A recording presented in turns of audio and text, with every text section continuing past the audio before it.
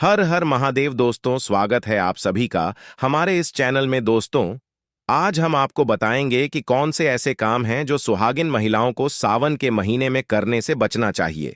उससे पहले हम बात कर लेते हैं, सावन का महीना कब से चालू होगा और इसकी समाप्ति कब है।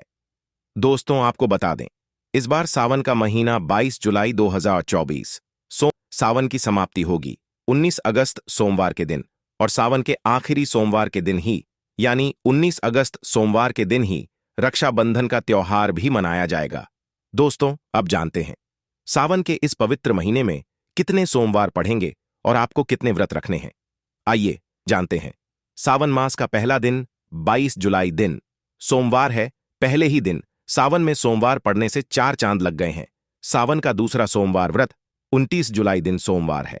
तीसरा सोमवार व्रत 5 अगस्त, सावन का पवित्र चौथा व्रत 12 अगस्त के दिन पड़ेगा और 19 अगस्त को 5वां सोमवार है। दोस्तों, ऐसे में कुल मिलाकर 5 सोमवार पड़ेंगे और अंत में 19 अगस्त यानी सोमवार के दिन सावन समाप्त हो जाएंगे। आज हम आपको बताएंगे कि कौन से ऐसे काम हैं जो सुहागिन महिलाओं को सावन के महीने में करने से बचना चाहिए। दोस्तों, सावन के महीने में दिन के समय नहीं सोना चाहिए। दोस्तों, सावन सोमवार के व्रत में सुहागिन महिलाओं को किसी भी प्रकार का तेल नहीं लगना चाहिए तथा जो भी सुहागिन महिलाएं व्रत रखती हैं या जो सुहागिन महिलाएं व्रत नहीं रखती हैं उनको भी मांसाहार का भोजन नहीं करना चाहिए तथा किसी व्यक्ति का अपमान तथा अनादर नहीं करना चाहिए। मित्रों, हम बात करते हैं कि मासिक धर्म के दौरान क्या महिलाएं सावन में पूजा कर सकती हैं या नहीं कर सकती हैं। दोस्तों, कई महिलाओं का यह प्रश्न आता है कि मैं मासिक धर्म के दौरान शिव मंदिर में जा सकती हूं या नहीं जा सकती। वैसे तो दोस्तों, पीरियड्स के दिनों में महिलाओं को मंदिर जाने की मनाही ही होती है। हिंदू मान्यता के अनुसार इस दौरान महिलाएं अशुद्ध होती हैं। वैसे यदि हम ज्योतिष की माने तो आमतौर पर पीरियड समाप्त होने के बाद 5वें दिन आप मंदिर में प्रवेश कर सकती हैं। शास्त्रों के अनुसार पीरियड समाप्त होने के बाद का 5वां दिन शुद्धिकरण के लिए सबसे अच्छा माना जाता है। इसलिए ही इसी दिन पूजा करने और मंदिर जाने की सलाह दी जाती है। अब बात करते हैं कि मासिक धर्म के दौरान सुहागिन महिलाएं बाल को धो सकती हैं या नहीं धो सकती। बहुत सारी महिलाओं के यही क्वेश्चन रहते हैं कि हम मासिक धर्म के दौरान बाल को धो सकती हैं कि नहीं धो सकती हैं। तो दोस्तों, ज्योतिष शास्त्र के मुताबिक अगर आपके पीरियड्स 3 दिन चलते हैं तो आपको चौथे दिन बाल धो लेने चाहिए, यानी मासिक धर्म खत्म होने के अगले दिन ही बाल धोना सही होता है। जो महिलाएं मासिक धर्म के दौरान बाल धोती हैं तो ऐसा करना गलत माना जाता है। दोस्तों, आगे वीडियो में हम बात करने वाले हैं कि सावन महीने में सुहागिन महिलाओं को यह काम जरूर करना चाहिए जिससे उनके परिवार में सुख समृद्धि बनी रहती है तथा पति की लंबी आयु में वृद्धि होती है। दोस्तों, आज हम आपको बताएंगे कि इस सावन के महीने में विशेष तौर से सुहागिन महिलाएं कुछ ऐसे कार्य करें इससे उनके घर परिवार के अंदर खुशियां देखने को मिले और उनकी गृहस्थी बहुत अच्छे से चले। सुहागिन महिलाओं को सावन के महीने विशेषकर कुछ ऐसे कार्य जरूर करने चाहिए जिससे उनके जीवन में सफलता प्राप्त हो और उनकी घर गृहस्थी बहुत ही अच्छे तरीके से चले।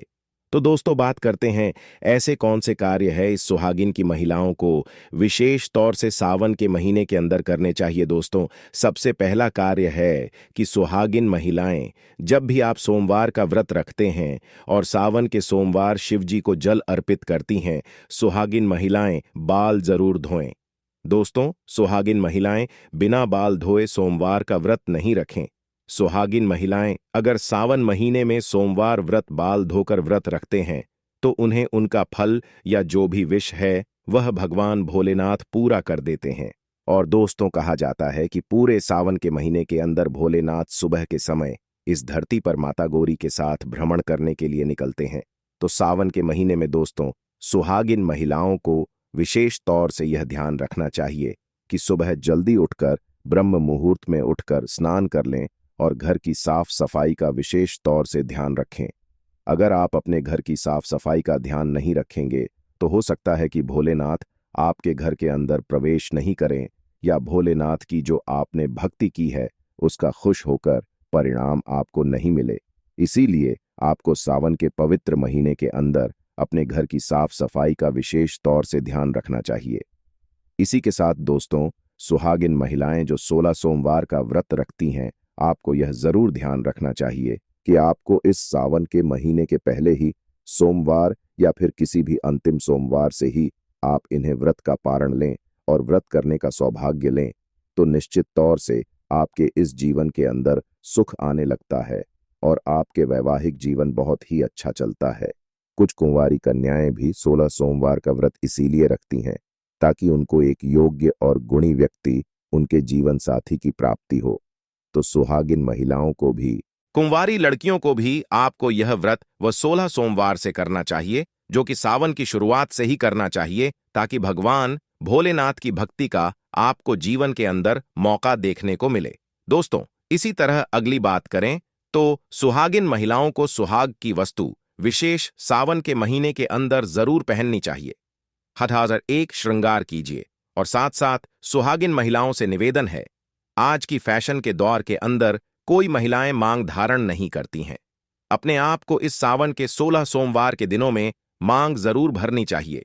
जो सुहागिन महिलाएं मंगला गौरी का व्रत रखती हैं, 16 सोमवार का व्रत रखती हैं, एकादशी का व्रत रखेंगी, सावन के महीने के अंदर पड़ने वाली, उनसे निवेदन है कि पूरी तरह से सुहागिन वस्तुओं का धारण करके उसके बाद आप व्रत करेंगे तो मंगला गौरी कि आपके जीवन भोलेनाथ तथा माता पार्वती कृपा देखने को मिलेगी और आप जैसा चाहेंगे वैसा आपका कार्य बन जाएगा। वह सुहागिन महिलाओं को इसका विशेष प्रभाव देखने को मिलता है और सुहागिन महिलाओं से यह निवेदन और है कि इस सावन के महीने के अंदर अपने से बड़ों या अपने छोटे चाहे कोई भी हो, किसी का भी आपको अपमान नहीं करना चाहिए। अगर सावन के महीने के दौरान आप किसी का भी अपमान करते हैं तो आपको अपने जीवन के अंदर कभी भी खुशियां देखने को नहीं मिलती हैं। सावन के महीने में आप अपने पति का सम्मान करें और जितना हो सके लड़ाई झगड़े से आपको बचना चाहिए। सुहागिन महिलाएं अगर इन चीजों का ध्यान रखें, सावन का व्रत रखेंगी, तो उसके जीवन के अंदर दोस्तों खुशियां देखने को मिलेगी और उसे कभी भी किसी प्रकार के दुख का सामना नहीं करना पड़ेगा। दोस्तों, सावन का महीना भगवान शिव से जुड़ा है। उन्हें जगत के पालनहार भी कहा जाता है कि वह अपने भक्तों की एक पुकार मात्र से उनकी मदद को दौड़े चले आते हैं। वहीं सावन का पर्व गृहस्थ जीवन बिताने वालों के लिए विशेष स्थान रखता है। दरअसल सावन को शिवजी और मां पार्वती के विवाह वर्षगांठ के रूप में भी मनाया जाता है। बताया जाता है कि अगर विवाहित महिलाएं तो पूरी विधि के साथ इस दिन भगवान शिव की पूजा करें तो उनके पति की लंबी उम्र का वरदान होने मिलता है कि भगवान शिव की पूजा कुंवार कन्याएं भी कर सकती हैं, लेकिन विवाहित महिलाएं भगवान शिव की पूजा करती हैं तो इसका फल वह पति के लिए भी पा सकती है। तो चलिए आपको बताते हैं कि किस तरह से आप भगवान शिव को प्रसन्न करके पति की लंबी उम्र का वरदान प्राप्त कर सकती हैं। और अगर कुंवारी कन्याएं हैं तो वह भी इसी तरीके से भगवान शिव को प्रसन्न कर मनवांछित फल पा सकती है। सबसे पहले तो जरूर जान लें कि आपको सावन के सोमवार का व्रत जरूर रखना चाहिए। दोस्तों, इस आपको जरूर आपका मनचाहा फल मिलेगा। महिलाएं अगर सावन में सोमवार के दिन व्रत रखें तो इससे शिव जी प्रसन्न होते हैं और कुंवारी कन्या व्रत रखती है तो उन्हें अच्छे वर की प्राप्ति होती है। इस व्रत के दौरान फलाहार रहे और उनके पसंद की चीज जैसे बेलपत्र, चंदन, चावल, दूध भेंट कर पूजन करें। इसके अलावा सावन के दिन दूध अश्रु जल से भगवान शंकर का अभिषेक करने से भोलेनाथ प्रसन्न होकर आशीर्वाद देते हैं। दोस्तों, ओम नमः शिवाय 3 शब्दों का यह मंत्र इतना चमत्कारी है कि आपके जीवन को पलट कर रख सकता है। तो आपको कहना है ओम नमः शिवाय का जाप जरूर करना चाहिए। जब सुबह उठे तब करें, जब आप सोने जाएं उससे पहले इस मंत्र का जाप करें। लेकिन सावन के महीने में तो इस मंत्र का अलग ही महत्व है। सावन में शिव जी की पूजा के समय ओम नमः शिवाय मंत्र का जाप को जरूर करना चाहिए। इससे जीवन सुखमय बन सकता है। पति की लंबी आयु के लिए इस मंत्र का जाप 5 माला जाप को पावन के सोमवार के दिन करना चाहिए। महादेव प्रसन्न होकर मनोकामनाएं जरूर पूरे करेंगे। दोस्तों, ऐसे में हम जानते हैं सावन के इस पवित्र महीने में कौन सी गलती नहीं करनी चाहिए जिससे कि नाराज ना हो। और सावन व्रत में यह फल तो कभी मत खाना, नहीं तो भगवान भोले बाबा आपसे क्रोधित हो सकते हैं।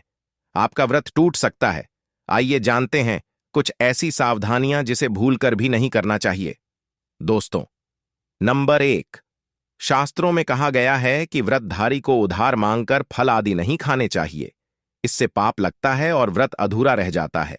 सोमवार का व्रत हो या कोई भी व्रत क्यों ना हो, पड़ोसियों से मांगकर भी व्रत आदि में फल वगैरह नहीं खाने चाहिए। व्रत में उधार मांगकर खाने से व्यक्ति का व्रत झूठा हो जाता है। ईश्वर की शरण में आने पर व्यक्ति को झूठ नहीं बोलना चाहिए, कर्ज नहीं लेना चाहिए, चुगली आदि नहीं करनी चाहिए, उधार मांगकर भी नहीं खाना चाहिए। अगर आपको कोई अपनी मर्जी से खाने के लिए व्रत में कुछ देता है तो उसे आप खा सकते हैं, लेकिन व्रत में कम से कम उधार मांगकर फल आदि नहीं खाना चाहिए। इससे पाप लगता है और व्यक्ति की पवित्रता भंग हो जाती है। दोस्तों, नंबर 2, सोमवार का व्रत हो या सावन का व्रत, आपको नाशपत्ती नहीं खाना चाहिए। दरअसल इस फल का नाम नाश यानी नाश करने वाला होता है, इसलिए इस फल को व्रत में नहीं खाना चाहिए। व्रत आदि को छोड़कर किसी और दिन आप कभी भी खा सकते हैं, लेकिन अगर जिस दिन आपका व्रत हो उस दिन नाशपाती का सेवन नहीं करना चाहिए। भगवान को भी नाशपत्ती नहीं चढ़ना चाहिए। नंबर 3, कुत्तूम। आपको बता दें, लंबे समय से रखा हुआ आटा आपका व्रत भंग कर सकता है। दरअसल पुराने आटे में घुन आदि कीड़े वगैरह पड़ जाते हैं जो ठीक तरह से दिखाई भी नहीं देते। ऐसा आटा खाने पर दरअसल आप मांस का सेवन करते हैं और व्रत में कीड़े